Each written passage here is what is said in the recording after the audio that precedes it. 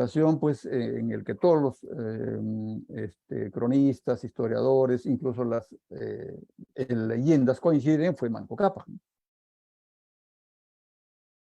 Y Manco Cápac dio la clave para hacer del Incario una experiencia que siempre enriquezca, crezca y una en vez de enfrentar, ¿no? Lo cual no excluyó, por supuesto, enfrentamientos, pero dio la pauta. Aquí está en el testimonio de Garcilaso. Dice él que fue ley y mandato expreso del primer Inca Manco Cápac para todos los descendientes que en ninguna manera derramasen sangre en conquistas violentas que hiciesen, si no fuese más no poder, es decir, a menos que no pudiesen, ¿no? Y que procurasen atraer los indios beneficios con beneficios y buenas mañas. Aquí estoy con este problema que me está tapando parte ya. Y que procurasen atraer los indios con caricias y beneficios y buenas mañas, porque así serían amados de los vasallos conquistados por amor, ¿no? Conquistados por amor. O sea, la regla de la expansión inca no es la regla de la violencia y la sumisión a la fuerza, que es la regla típica del imperio romano. Es la de la conquista por amor, ¿no?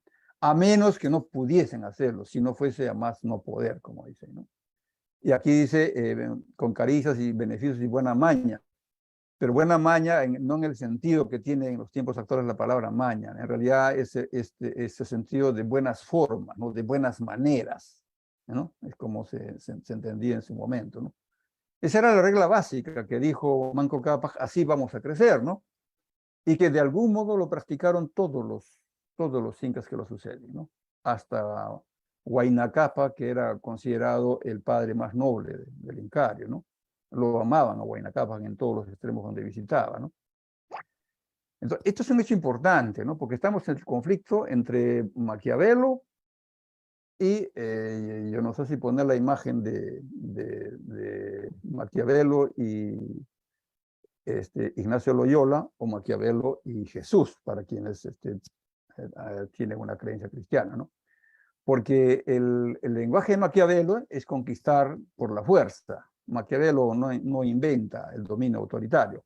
En realidad lo que hace Maquiavelo es sintetizar las experiencias de la expansión europea típicamente protagonizadas por el Imperio Romano, ¿no? Él no inventa las leyes de la política europea, lo que hace es ponerlas en libro, y lo que hace la academia es convertirlas en ciencia, ¿no? Pero lo que hace Ignacio Loyola es basar el trabajo de su compañía sobre principios y no estoy haciendo campaña para Ignacio Loyola, pero es el principal contendor de él en ese momento, porque casi son contemporáneos con Maquiavelo, ¿no?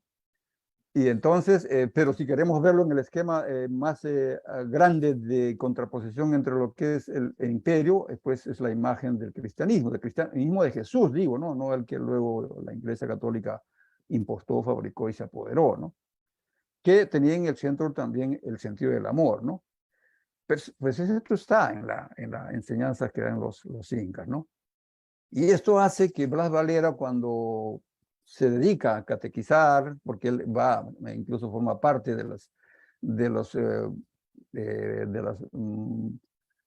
las visitas que se hacían para extirpar a los idolatores en la zona, a los idólatras en la zona de Huarochirí, después en Sicuani mismo, en Juli, va Blas Valera.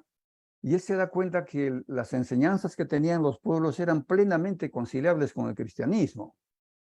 Y entonces su proyecto de Blas Valera era armar una religión peruana basada en las enseñanzas de los propios incas, que las manejaban en los pueblos, las compartidas, porque él se daba cuenta que pues no había contradicción con el mensaje del cristianismo entendido en los términos del cristianismo de Jesús, no el cristianismo de la iglesia que se imponía.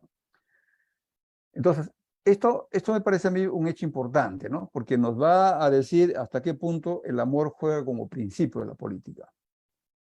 Y hasta qué punto, por ejemplo, la represión y la sanción no es el resultado natural de la política. Hasta qué punto puede operar también el perdón, ¿no? El perdón como herramienta de la política, el perdón como herramienta del derecho, ¿no? A veces no hace falta castigar. A veces perdonar resuelve más casos, ¿no? Y a veces perdonar previene más el delito, ¿no? Todo depende de cómo. Pero entonces, ahí hay una cosa que va a ser marcada como uno de los principios que permitieron, a mi modo de ver, cuando uno se pregunta, ¿y cómo fue que crecieron? Si es cierto que fue en solo 100 años, yo pienso que no fue en 100 años, en realidad los testimonios, y ahí hay que trabajar más. Creo que pudieron ser por lo menos 300 años de periodo incaico, ¿no? Pero si, peor aún, si fue cierto que fue solo 100 años, ¿cómo pudieron crecer tanto, ¿no? ¿Cómo se expandieron tanto, ¿no? Y si bien habían enfrentamientos locales, en general la paz que había era una paz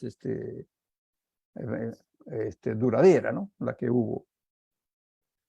Y entonces, cuando vemos que el principio que ellos usaban era el de